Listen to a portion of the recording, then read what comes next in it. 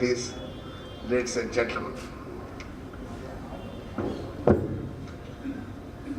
the life whose memory we are cherishing today is that of an English teacher who, by all accounts, was an extraordinary human being, urbane, scholarly, gentle, reminding us of Nicholas Kazansaki's model of the dutiful man, celebrating the life of St. Francis of Assisi. The Greek author Kazantzakis uttered some immortal words, very memorable words, about art and the idea of the dutiful man.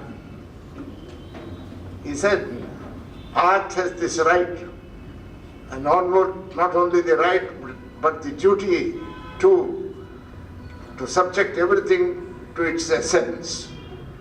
It feeds upon the story, then assimilates it slowly and turns it into a legend. He says, while writing this legend of Francis of Assisi, which is truer than truth itself, I was overwhelmed by love, reverence and admiration for Francis, the hero and the great martyr. Often large tear drops smudged the manuscript. Often a hand hovered before me in the air, a hand with an eternally renewed wound. Someone seemed to have driven a nail through it, seemed to have been driving a nail through it through all eternity. The model of the dutiful man, the man who by means of ceaseless, supremely cruel struggle succeeds in fulfilling our highest obligation, something higher even than truth, morality, or even beauty, the obligation to transubstantiate the gross matter which Lord entrusts us with and turn it into spirit. I knew when I read the Suryanarayana, large teardrops of Somashekar Rao must have smudged his manuscript. And Professor Suryanarayana Rao was a teacher, but why do we celebrate his life today? There are many professors who are forgotten. There are many scholars who taught their students well.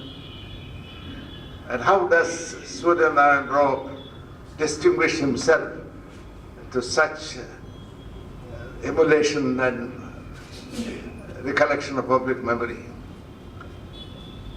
I'll say something about it when I refer to Abraham Irali's assessment of Indian character and how 800 years of slavery virtually genetically modified the Indian, and how we are still struggling with this legacy of twisted genes and muted voice. He was a householder. In a memorable tribute by his brother, some of the finest tributes in history, from a younger brother to an elder brother, is contained in the preface that Somashekar Rao has contributed to that fetch shrift. In his preface to the fetch shrift on Suryanarayana Rao's life, in a touching tribute, his elder brother Somashekar Rao says was a source of inspiration for him for life and inspired him in every sense. Those essays in honor of late Suryanarayana Rao bring about some extraordinary qualities of that gentleman's life. Somashekar Rao, speaking of the inspiration he had had from his elder brother, says he gave him ಬಾಳಿಗೊಂದು ಗಾತ್ರ, ಬದುಕಿಗೊಂದು ಅರ್ಥ, Nadage ಒಂದು ಸೂತ್ರ. Professor Suryanarayana, in the words of another admirer, left the world with silent dignity. His life, it was said, was books in the running brooks, sermons in stone, and good in everything. This talk is dedicated as a tribute to the memory of this great man. No other country in the world can be compared with India with the sheer grandeur of its legacy, both culturally and politically. The whole world looked with wide-eyed wonder as to what kind of civilization that would produce such enormous achievements in art,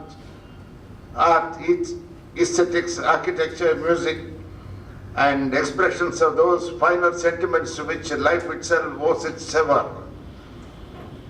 From Emperor Ashoka to Mahatma Gandhi, the recurrent theme of society and politics was this celebration of humanity and celebration of the conscience of mankind. But then the country's great diversity and problems, typical of plural societies, have made the task of governance difficult. Long ago, someone described India as a functioning anarchy. Because I think, who was that? Gunnar Myrdal, yes. It was Gunnar Myrdal who first coined the word. It was a functioning anarchy, and Galbraith picked it up. And all of us have given it currency. As a functioning anarchy, recently an internationalist described India as a highly developed civilization in an advanced stage of decay. The Global Competitiveness Report would say that India is third in the world in the matter of availability of scientific talent, fourth in the world in the size of its domestic market, fifth in the world in its potential to access international markets, but India's overall competitiveness is placed at 50th place in the world. Men in India have grown rich in dubious ways, so much so it came to be remarked cynically that behind every great fortune there is a great crime. But it's still a truism that India is the first developing country in the world which achieved its economic process not by exhausting its natural resources or by its raw muscle of the factory or by the exploitation of labor, but its brain power as a catalyst of progress. The only country which has progressed in recent times on the use of its brain power. But it is the collapse of governance and the cynicism with which people look at their rulers that is the greatest destabilizing fact. St. Augustine described our contemporary attitudes very aptly. He said, "O Lord, make me holy, but not today. I have some unholy things to do today. Don't make me holy." That is the experience of men and institutions. If men were angels, might have said, no government would be necessary. Men are no angels, nor women. Neither the Confucius said, it is a curse to live in interesting times. We undoubtedly live in interesting times today. What do men organize themselves into society for? Asked Plato. And he answers, to give the members of society, all the members, each one of them, the best chance of realizing their best selves. The need for social organization of man stems from the fact that human beings, incomplete in themselves, seek the fulfillment of their lives in political institutions. Democracy provides the richest and the most profound opportunities for this mutual enrichment. It is intended to provide the best opportunity for each member of the political society to achieve and bring out the best in him. While all human beings are born free and equal in dignity, they are gnawed by various pitfalls and problems. Freedom from hunger and fear has proclaimed that the highest aspiration of the people. Realization of this ideal is best possible under a system of true democracy. Very broadly speaking, it is government ruled by majority. Man's capacity for justice, says Reinhold Niebuhr, makes democracy possible, but man's inclination to justice makes democracy necessary. But the same democratic system produced a Hitler in the heart of cultured Europe. Alan Bullock, speaking of Hitler's Germany, said, "Street gangs came into the possession of the resources of a great modern state. Qatar came to power." But Hitler never ceased to boast that it is by popular democratic vote. Similarly, Indian democracy as practiced today has shot up rabble-rousers, manipulators, votaries of caste, the corrupt and the profane. They were put into prominence in Indian democracy. Populist trends of political governance present the greatest danger to true democracy. The policies of governance are interwoven with the economic philosophy of the state. Will Hutton illustrate the dramatic differences in social results that emerge from the differences in economic philosophies of USA and Europe. Catholic feudal Europe, he points out, wealth and property were associated with profound reciprocal social obligations. In Europe, possession of property went with the obligation to serve society. It was this ethical view which partly inspired socialism in Europe when it advocated common ownership of the means of production and proper respect for the rights of workers. He says, although both Christianity, or certainly the organized church, and socialism are in eclipse today as vital dominant philosophies even in Europe, the ethic that underpins them both survive. No population in any single European country shares the American majority view that government should not redistribute income. 63% of the British are in favor of income redistribution compared to just 28% of the Americans.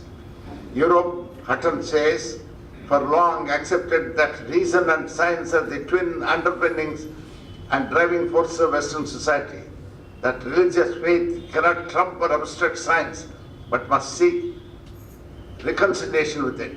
No European country would accept that the teachings of Darwin, for example, could not be taught because they challenge the precepts of Bible. Bible may be taught, but so must science.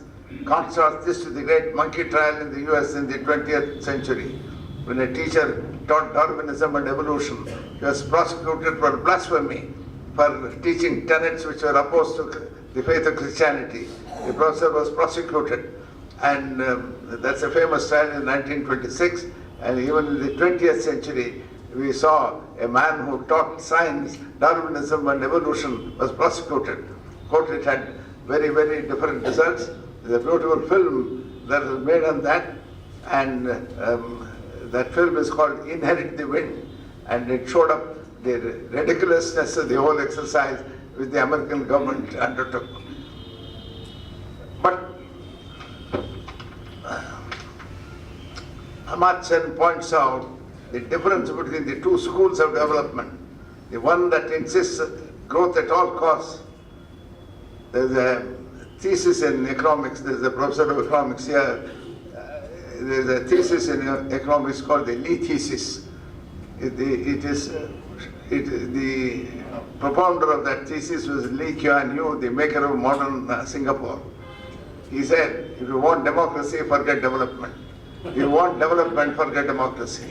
And this kind of authoritarianism, people admire Singapore as a model, and some of our politicians say that I would like to make our cities like Singapore.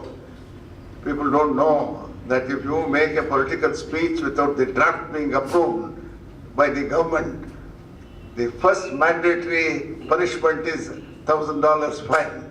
If you make the mistake again, it is a mandatory 1 year imprisonment.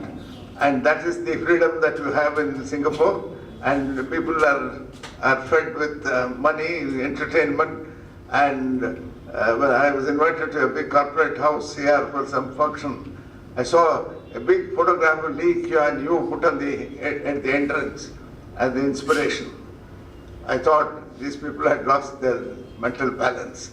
I think, you know, the Indian democracy, when Pandit Nehru wanted in 1947 that we wanted universal adult franchise. The American press ridiculed the idea. They wrote in the press, how can 330 million ignorant people run a sophisticated system of parliamentary democracy of Westminster model? At the same press, at the 60th year of Indian independence, the same paper produced that Indian democracy is a robust democracy, but it is the rowdiest democracy in the world. Of course, all of us agree that it is the rowdiest democracy, but the Western world recognizes the native goodness of the Indian, ordinary Indian, the educated and the sophisticated can't share the blessings of that innocence. It is the ordinary, rustic, uneducated man who has an innate sense of justice. That we have successfully ruined that sentiment in this country by political manipulations. I'll have something to say on that in a few minutes from Abraham Irali's assessment of the Indian character. Amartya Sen points out the difference between the two schools of development. The one that insists that there should be growth at all costs, the Lee thesis in short, and ignoring harshly all uses inconsistent with this hard knock system. In the new age we are entering, science will be everything. Gary Hamel, in a book called The Future of Management, expressed some profound sentiments as to the future of management. But he said, what's the importance of science? I quote a passage from it, which I think will give you an idea. On Christmas Eve in 1968, Apollo 8 command module became the first human-made object to orbit the moon. During its journey back to Earth, the ground controller's son asked his dad, who is flying in the spacecraft? Who is flying in this spacecraft? When the question was relayed up to the homebound crew, astronaut Bill Anders replied, I think Sir Isaac Newton is doing most of the driving now. The gravity, Sir Isaac Newton is, in fact, the kind of science that will change the whole world, the whole civilization. I'll refer to it in a short time. In an astonishing forecast, Aubrey de Grey, one of the world's best known life extension researchers and founder of an institution called the Strategic Research Center for Strategic Research for Engineered Negligible Senescence. It is called a Center for Strategic Research for Engineered Negligible Senescence. That is research for arresting aging. Said that by the end of this century, human lifespan would be in the neighborhood of 5,000 years. You can imagine what this is in a book by Kurzweil. This might be an exaggeration, but something which is really happening, which is really mind-boggling. The Time magazine on February 21, 2011 has this lead article by Lev Grossman that 2045 would be the year when man would become immortal. He refers to the work of Raymond Kurzweil, who believes that a moment will arise within 35 years from now when computers will become intelligent, and not just intelligent, but more intelligent than humans. When that happens, our bodies, our minds, our civilization will be completely and irreversibly transformed. He believes that this moment is not only inevitable, but is imminent.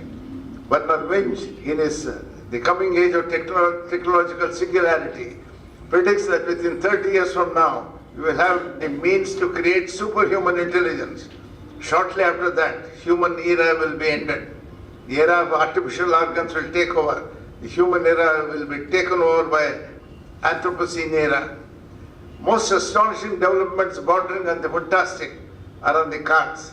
Human society will not be the same again.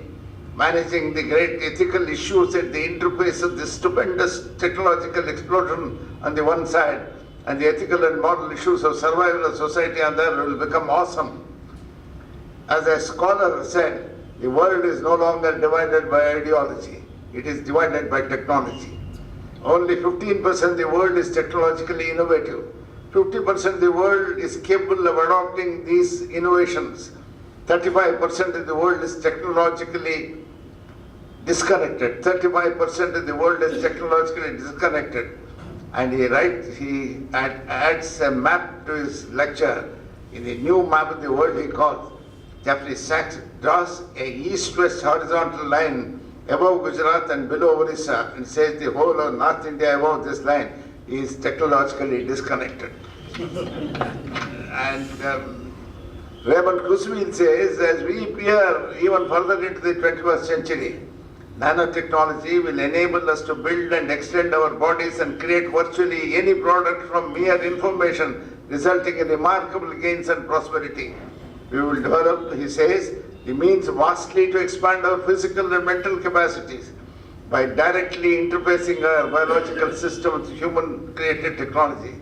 Because of this exponential growth, 21st century will equal 20,000 years of progress at today's rate of progress, 1,000 times greater than what we witnessed in the 20th century, which was itself no slouch for change. These innovations might themselves pale into insignificance compared with the future mind-boggling breakthrough in genetics, space research and artificial intelligence. They will border on the fantastic. Newer concepts and kinds of property and privileges will emerge. Newer forms of intellectual property and mechanisms for their control and exploitation will follow. There will correspondingly be newer forms of human poverty and deprivation. The ethic new